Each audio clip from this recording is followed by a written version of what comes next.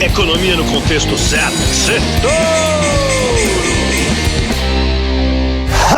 Boa noite, Brasil, ouvintes da Jovem Pan. Bem-vindos a mais um Sextouro, resumo da semana econômica no contexto certo. Sextouro de Halloween. Essa semana começou de lado, melhorou, mas terminou tensa. A inflação e os juros deram uma trégua. Saíram bons resultados das empresas impulsionando as bolsas americanas no começo da semana. O minério de ferro também subiu bastante essa semana. Mas no fim da semana saíram várias notícias ruins. As bruxas saíram voando. Nem todos os balanços foram bons. Saíram balanços e previsões de empresas de tecnologia na América que decepcionaram e pesaram nas bolsas. A esperada operação terrestre de Gaza contra o terror não tinha acontecido até às 5 da tarde de hoje. E tivemos notícias positivas sobre a liberação de reféns, né? Sem a escalada da guerra, as bolsas tinham se acalmado, mas agora há pouco as forças militares de Israel começaram a se mexer em direção de Gaza por terra e as bolsas azedaram com força lá fora no fim da sexta-feira. E como é dia das bruxas, agora há pouco o presidente Lula jogou um balde de água fria em quem estava acreditando no déficit zero em 2024. E a bolsa mergulhou firme, zerando por completo, praticamente subiu 0,2, zerando quase que por completo a alta da semana. Mas também tivemos alguns alívios. Os Estados Unidos finalmente escolheram um presidente da Câmara. A pauta econômica do Brasil destravou. A inflação do Brasil e dos Estados Unidos arrefeceu. Na semana, o Ibovespa fechou com 0,2% de alta aos 113.300 pontos. O dólar fechou com 0,2% de queda, mas acima dos R$5, aos R$5,02. Vamos para os pontos que eu separei para o nosso Sextouro de hoje.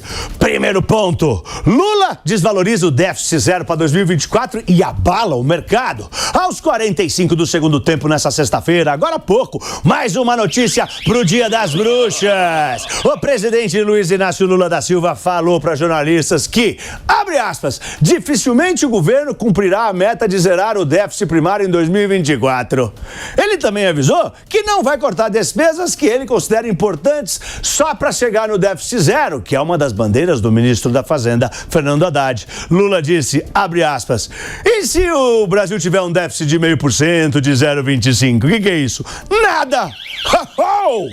Carlos Caval, da Auris Partners, disse, abre aspas, no fundo, Lula disse que o arcabouço fiscal não vale nada e as falas são desrespeituosas com o trabalho de Haddad para zerar o déficit, fecha aspas. Isso azedou o humor dos investidores com força. A bolsa mergulhou, zerando praticamente todos os ganhos da semana, com medo da escalada do déficit das contas públicas e o impacto na inflação e nos juros. O dólar saltou na hora e voltou para cima dos R$5.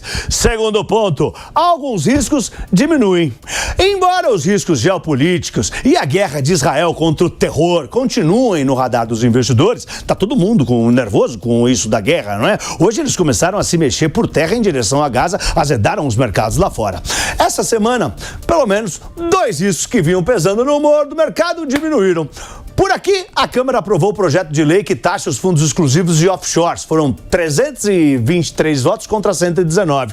A arrecadação, estimada em 20 bilhões, vai ajudar nas contas públicas e a diminuir o buraco do déficit de 2024, que já não vai ser déficit zero, pelo jeito, né?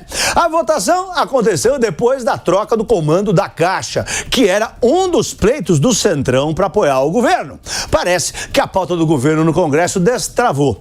A desoneração da folha de 17 setores também passou. Segundo ponto que melhorou foi que nos Estados Unidos o deputado Mike Johnson, da Louisiana, foi eleito presidente da Câmara, com apoio unânime entre os republicanos. Ele foi o quarto candidato republicano para o cargo desde a destituição de Kevin McCarthy, 3 semanas atrás. Johnson falou a favor de um acordo para os gastos de curto prazo. Portanto, a sua nomeação deve melhorar as perspectivas para evitar uma paralisação da máquina pública nos Estados Unidos no dia 17 de novembro, o novo dia D dos Estados Unidos. Terceiro ponto, inflação no Brasil e na América.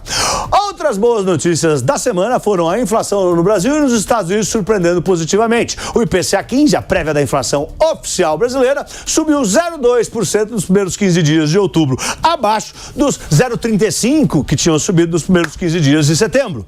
E o melhor, a inflação de serviços, item que preocupa bastante o Banco Central, caiu de 0,34% mês passado para 0,14% agora em outubro. Para o Alexandre Maluf, economista da XP, meu amigo, o número mostra que o processo de desinflação está ficando claro no Brasil e, com isso, as apostas de que o ritmo de corte de juros vai se manter em 0,5% nas próximas reuniões voltaram animando a Bolsa. Todo mundo sabe, se os juros caem, a Bolsa sobe. Mas depois das falas de Lula hoje à tarde, tudo mudou, é claro. Nos Estados Unidos, hoje de manhã, saiu a inflação ao consumidor, o PCE, que é a inflação oficial preferida do Banco Central deles. O núcleo do PCE, que expurga os preços mais voláteis, como alimentação e energia, veio em linha com o esperado, 3,7% no anual. Como o nível é o mais baixo desde maio lá de 2021, os investidores se animaram. Quarto ponto, as 7 magníficas não estão tão magníficas assim. Os balanços das chamadas 7 magníficas não vieram tão bons e assustaram os investidores às vésperas do Halloween. O grupo é formado por Nvidia, Tesla, Meta, né, que é do Facebook, Instagram e WhatsApp, Google, né, que na verdade é a Alphabet, Amazon, Microsoft e Apple. São as 7 gigantes da tecnologia mais valiosas da Bolsa. E elas vinham tendo altas recordes nos Estados Unidos, puxando o desempenho dos índices como o S&P e Nasdaq. Mas o balanço das 7 magníficas está desapontando. Tesla, Meta e Alphabet, né, dona da Google, sofreram bastante na Bolsa essa semana. Somadas, as ações dessas empresas chegaram a perder R$1 trilhão de valor de mercado, 200 bilhões de dólares. Só para você ter uma ideia do abalo. Depois de divulgar seus resultados, a Alphabet da Google caiu quase 10%, a maior queda diária desde a chegada do Covid. Em março de 2020, foi o 5º maior tombo em valor de mercado da história da Bolsa americana.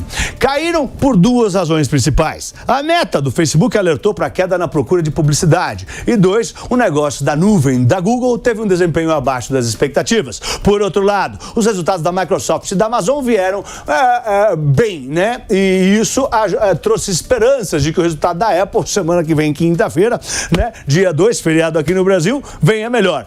Nvidia vai sair dia 21. Quinto ponto, STF facilita a retomada de imóvel para bancos. A decisão do Supremo Tribunal Federal de que os bancos podem retomar imóveis financiados de devedores sem necessidade de decisão judicial ajudou o Ibovespa a subir no começo da semana, na contramão do resto do mundo. As ações de bancos dispararam com a notícia. Aliás, como curiosidade, né, de acordo com a Federação Brasileira de Bancos, a FEBRABAN, hoje existem quase 7 milhões de contratos de empréstimos imobiliários na modalidade de alienação fiduciária, o que totaliza 730 bilhões de reais. E para a semana que vem, vai ter super quarta, a decisão de juros do Brasil e nos Estados Unidos, vai ter feriado de finados, quinta-feira, dia 2, vai sair o pai de todos os indicadores do mundo, o payroll, né? Os dados do emprego do cidadão urbano americano que sai toda a primeira sexta-feira do mês. E a temporada de balanços continua aqui e nos Estados Unidos.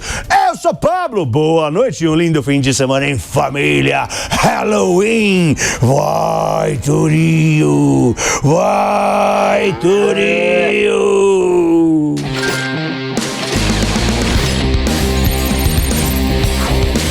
Economia no contexto certo. Sextou!